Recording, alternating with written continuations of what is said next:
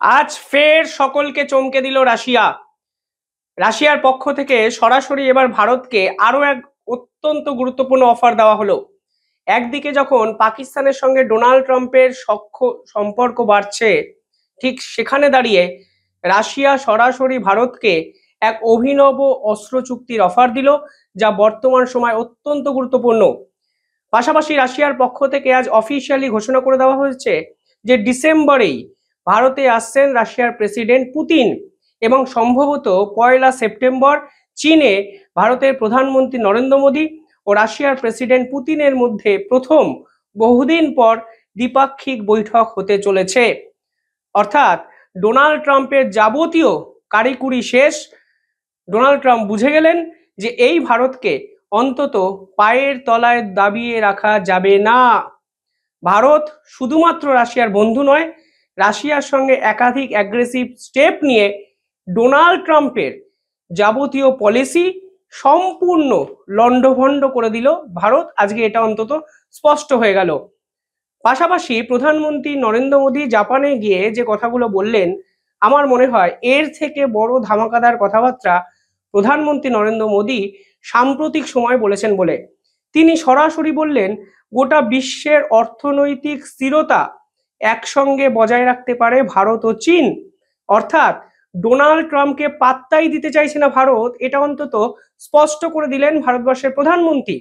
তিনি উল্টে বলছেন, ভারত এবং চীন যদি একসঙ্গে কাজ করে তাহলে গ্লোবাল ইকোনমিক সেক্টর স্টেবল হবে। এত আনপ্রেডিক্টেবল বা আনস্টেবিলিটি অর্থনৈতিক যে স্থিরতা সেটাতে আঘাত আনছে, এবং এর জন্য ভারত এবং চীন ড্রাগন এবং এলিফ্যান্টকে একত্রে কাজ করা প্রয়োজন। তা আজকে জাপানে গিয়ে বললেন ভারতবর্ষের প্রধানমন্ত্রী। কোথায় গিয়ে বলছেন দেখুন। জাপানে বলাটা কিন্তু অত্যন্ত গুরুত্বপূর্ণ এক স্ট্র্যাটেজিক মুভ। জাপানের সাথে চীনের সম্পর্ক বর্তমানে একটু ভালো হলেও আগের কিন্তু সম্পর্ক ঐতিহাসিক সময় থেকে আদায় কাজ করার মতো সম্পর্ক, অহিনুকুল সম্পর্ক। শুধুমাত্র চীনের ডমিনেন্সকে বাইপাস করার জন্য জাপান কিন্তু আমেরিকার কাছে গিয়ে অসহায় আত্মসমর্পণ করেছিল। আর এখনো কিন্তু জাপানে আমেরিকার যে মিলিটারি বেস তা কিন্তু আছে। কিন্তু এই জাপানও এবার বুঝতে পেরেছে ডোনাল্ড ট্রাম্প আসলে ছলে বলে কৌশলে জাপানের জাতীয় সুরক্ষা ও জাতীয় স্বার্থকে দাবিয়ে রাখতে চাইছে। তার জন্য তারা ডোনাল্ড ট্রাম্পের সঙ্গে যে বৈঠক, সেই বৈঠকও কিন্তু বাতিল করে দিয়েছেন, এবং জাপানের টপ নেগোসিয়েটরকে প্রধানমন্ত্রী নরেন্দ্র মোদী সফরের আগেই আমেরিকাতে পাঠায়নি। সব মিলিয়ে আন্তর্জাতিক স্তর বুঝতে শুরু করেছে যে যে মহাজোট তৈরি হচ্ছে, সেই মহাজোটের নিউক্লিয়াসে Bharat, China, Russia, Japan, Australia, South Africa, Brazil, ইউরোপীয় ইউনিয়নের একাধিক দেশ, ফ্রান্স, জার্মানি, হাঙ্গেরি, স্লোভাকিয়া। অর্থাৎ গোটা বিশ্বে ডোনাল্ড ট্রাম্পের বিদায় ঘন্টা কিন্তু আস্তে আস্তে বাজতে চলেছে। একদিনে হবে না, কিন্তু একদিন হবেই। তা হয়তো ভারতের এই গুরুত্বপূর্ণ পদক্ষেপে আজকে চোখের সামনে, আমাদের সামনে ভবিষ্যৎটা স্পষ্ট হয়ে উঠছে। পাশাপাশি আজকে রাশিয়ার পক্ষ থেকে ভারতকে আরো একটি অফার দেওয়া হয়েছে। একদিকে ডিফেন্স ওরিয়েন্টেড কথাবার্তা রাশিয়ার সঙ্গে যেমন চলছিল চলবে, ট্রেড রিলেশন আরো বৃদ্ধি পাবে, কিন্তু এবার ভারত যে মিলিটারি ইকুইপমেন্ট বানাচ্ছে তাতে রাশিয়া সরাসরি ইনভলভ হতে চাইছে। আমি ডিটেলিং এ আপনাদের একটু বোঝানোর চেষ্টা করি। অপারেশন সিন্দুরে আমরা বুঝেছিলাম যে রাশিয়ার S-400 ডিফেন্স সিস্টেম ঠিক কতটা কার্যকরী, এবং আমরা এটাই বুঝেছিলাম যে যেভাবে ভারত কিংবা পাকিস্তান একে অপরের সঙ্গে সংঘাতে জড়িয়ে পড়েছে, ঠিক সেই প্রেক্ষাপটে দাঁড়িয়ে বর্তমান যুদ্ধের গঠন তন্ত্রটাই বদলে গেছে, অপারেশনাল মেথডগুলো বদলে গেছে। এখন ডিফেন্স সিস্টেমকে অনেক বেশি মজবুত করতে হবে, এবং এরপরেই কিন্তু Bharat multi layered defence system তৈরি করার দিকে যায়, যার পোশাকি নাম অপারেশন কুশা।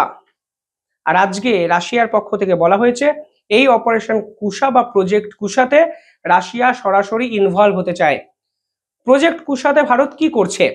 প্রজেক্ট কুশাতে রাশিয়ার মতো বা রাশিয়ার মতন শক্তিশালী একটি ডিফেন্স সিস্টেম তৈরি করছে কিন্তু ভারত। অর্থাৎ রাশিয়ার S-400 ডিফেন্স সিস্টেম থাকবে, কিন্তু পাশাপাশি রাশিয়ার মতোই আরো একটি ডিফেন্স সিস্টেম তৈরি করা হচ্ছে, যেন ভারতের এই ডিফেন্স সিস্টেম, যাকে সুদর্শন চক্র বলা হয়, সেই সুদর্শন চক্র আগের থেকে অনেক বেশি শক্তিশালী হয়ে যায় এবং এটি মেক ইন ইন্ডিয়া প্রজেক্টের অন্যতম অংশ। সেই প্রজেক্ট কুশা রিলেটেড একাধিক ঘোষণা আমাদের সামনে এসছে এবং সেই প্রজেক্ট কুশায় যে M3 মিসাইল ব্যবহার করা হবে সেটারও আপগ্রেডেশন ভারতের পক্ষ থেকে করা হয়েছে। দেখুন, প্রজেক্ট কুশায় 3 ধরনের মিসাইল ব্যবহার করা হবে, আমি শেষ অব্দি ভিডিওটা দেখবেন, আমি বোঝাবো। কিন্তু M3 মিসাইল যেটা ব্যবহার করা শুরু করবে ভারত পরের বছর থেকে, তার রেঞ্জ এতদিন ছিল 350 কিলোমিটার। ভারতের বিজ্ঞানীরা জানিয়েছেন, ডিআরডিওর পক্ষ থেকে ঘোষণা করা হয়েছে, সেই রেঞ্জটিকে আপগ্রেড করে 400 কিলোমিটার করা হয়েছে। শুধুমাত্র 50 কিলোমিটার রেঞ্জ আপগ্রেড হয়েছে সেটা ভাববেন না, পাশাপাশি এই পার্টিকুলার প্রজেক্ট কুশার এই M3 মিসাইলে এমন কিছু ফেসিলিটি ইনস্টল করা হয়েছে যা S-400 ডিফেন্স সিস্টেমেরও আছে। অর্থাৎ সামগ্রিক একটা মডিফিকেশন আজকে ভারতের বিজ্ঞানীরা করেছেন, তা কিন্তু আন্তর্জাতিক স্তরে সামনে এসছে। এই প্রজেক্ট কুশাতে 3 ধরনের মিসাইল ভারত ইউজ করতে চায়, M1 মিসাইল, M2 মিসাইল এবং M3 মিসাইল। এই মিসাইলগুলো শর্ট রেঞ্জ, মিডিয়াম রেঞ্জ এবং লং রেঞ্জের জন্য ব্যবহার করবে ভারত এই টাইপের ডিফেন্স সিস্টেমে। আপনারা যদি ভারতের এই প্রজেক্ট কুশার পুরো বিষয়টার আরো ডিটেলিং এ গিয়ে দেখেন, দেখবেন এটি পার্টিকুলারলি একটি মাল্টি লেয়ার্ড সুদর্শন চক্র এয়ার শিল্ড। অর্থাৎ একটা ডিফেন্স সিস্টেম ব্রেক হতে পারে, অন্যটি ব্রেক হতে পারে, কিন্তু ভারত কিন্তু 4টে ডিফেন্স সিস্টেমকে ধাপে ধাপে ধাপে ধাপে সাজিয়েছে। একে বলা হচ্ছে মাল্টি লেয়ার্ড এয়ার শিল্ড। এখানে প্রজেক্ট কুশা আছে, অর্থাৎ যে প্রজেক্ট নিয়ে আমি এখন কথা বলছি, যে প্রজেক্টে রাশিয়া অংশগ্রহণ করতে চাইছে সেটা নিয়ে। দ্বিতীয়ত হলো S-400 ডিফেন্স সিস্টেম। আপনারা জানেন রাশিয়ার অত্যন্ত গুরুত্বপূর্ণ এক আবিষ্কার যা ভারত ব্যবহার করে। আকাশ ফ্যামিলির সমস্ত ডিফেন্স সিস্টেম, আকাশ তীর মিসাইল, বিভিন্ন রকম ডিফেন্স সিস্টেম এখানে এঙ্গেজ করা হয়েছে। আমরা বারাক সিস্টেমকে এখানে এঙ্গেজ করব। অর্থাৎ সামগ্রিকভাবে ভারতের মিলিটারি শক্তি কিন্তু ক্রমশ আপগ্রেড হয়ে বেটারমেন্টে জায়গায় যাচ্ছে, তা কিন্তু ভারত আজকে বুঝিয়ে দিয়েছে। এবার বিষয়টা হলো, ধরুন S-400 ডিফেন্স সিস্টেম যেখানে মিসাইল যেখানে মানে ইনস্টল করা থাকে, তার রেঞ্জ আমরা অপারেশন সিন্দুরে দেখেছিলাম 314 কিলোমিটার। অর্থাৎ অপারেশন সিন্দুরে S-400 যে মিসাইল আছে, যার নাম 40N6E, তার রেঞ্জ আমরা দেখেছি 314 কিলোমিটার অব্দিও যেতে পারে। আর ভারত প্রজেক্ট কুশায় চাইছে এমন একটি মিসাইল যাকে M3 মিসাইল বলা হয়, লং রেঞ্জ মিসাইলটি, তার রেঞ্জ প্রায় 400 কিলোমিটার অব্দি পৌঁছে যেতে পারে। অর্থাৎ S-400 এর থেকেও শক্তিশালী defence system Bharat make in India প্রোডাক্টে বা প্রজেক্টে করতে চাইছে, তা কিন্তু আজকে ভারত বুঝিয়ে দিয়েছে। এই মুহূর্তে প্রজেক্ট কুশায় M1 মিসাইল আছে, যা শর্ট রেঞ্জ মিসাইল, 150 কিলোমিটারের রেঞ্জ। M2 মিসাইল আছে 200 কিলোমিটার রেঞ্জ। M3 সেটাই বলা হচ্ছে 350 থেকে আপগ্রেড করে 400 কিলোমিটার করা হয়েছে, যা S-400 ডিফেন্স মিসাইল সিস্টেমের মিসাইলেও 46E মিসাইলেও নাকি নেই। এবার রাশিয়া বলছে, আপনারা বানাচ্ছেন খুব ভালো কথা, কিন্তু আমরা আপনাদেরকে পূর্ণ মাত্রায় সহযোগিতা করতে চাই। আমরা S-400 ডিফেন্স সিস্টেম বানিয়েছি, ফলে আমরা জানি কিভাবে বেস্ট জিনিস বানাতে হয়। আমরা S-500 ডিফেন্স সিস্টেম বাজারে নিয়ে আসছি। অর্থাৎ আমরা যেভাবে এই মিসাইলকে আরো উন্নততর মিসাইলে পরিণত করব, যেভাবে এই সিস্টেমকে পৃথিবীর সর্বোচ্চ ক্ষমতাবান ডিফেন্স সিস্টেমে নিয়ে যাব, ঠিক আমরা চাই রাশিয়া এবং ভারত একত্রে প্রজেক্ট কুশাকে ওই লেভেলে নিয়ে যাক। এই জন্য প্রধানমন্ত্রী নরেন্দ্র মোদীর সঙ্গে পুতিনের যখন বৈঠক হবে, আমরা প্রজেক্ট কুশা নিয়েও কথা বলতে চাই এবং আমরা ভারতকে এক্সপার্টাইজ এবং ইকুইপমেন্ট দুটোই দিতে চাইছি, যেন ভারত আমাদের থেকে নিয়ে সর্বোচ্চ ক্ষমতাবান একটা প্রজেক্ট কুশার মতো ডিফেন্স সিস্টেম তৈরি করে। নিঃসন্দেহে গুরুত্বপূর্ণ একটি অফার। কোনো রাষ্ট্র বা কোনো দেশ এই ধরনের অফার কিন্তু করে না। আপনি বলুন, আপনার কাছে কোনো বিষয়ের এক্সপার্টাইজড আছে, আপনি কি অকাতরে বন্ধু ছাড়া সেই এক্সপার্টাইজ দিয়ে কাউকে সাহায্য করতে চাইবেন?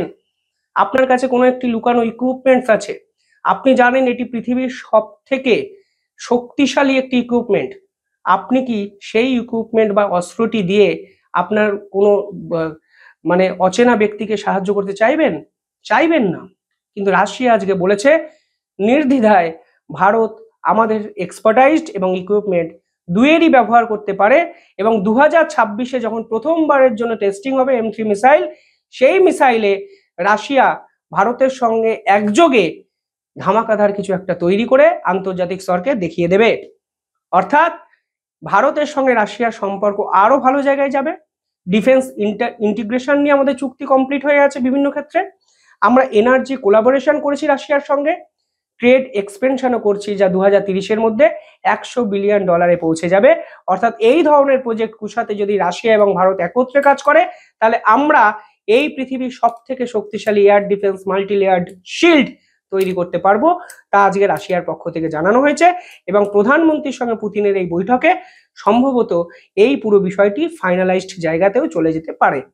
আপনারা কমেন্টে জানান, রাশিয়ার সাহায্য কি ভারতের নেওয়া উচিত নাকি নেওয়া উচিত নয়। চ্যানেলটিকে ভালো লাগলে একটু সাবস্ক্রাইব করে দেবেন। ধন্যবাদ।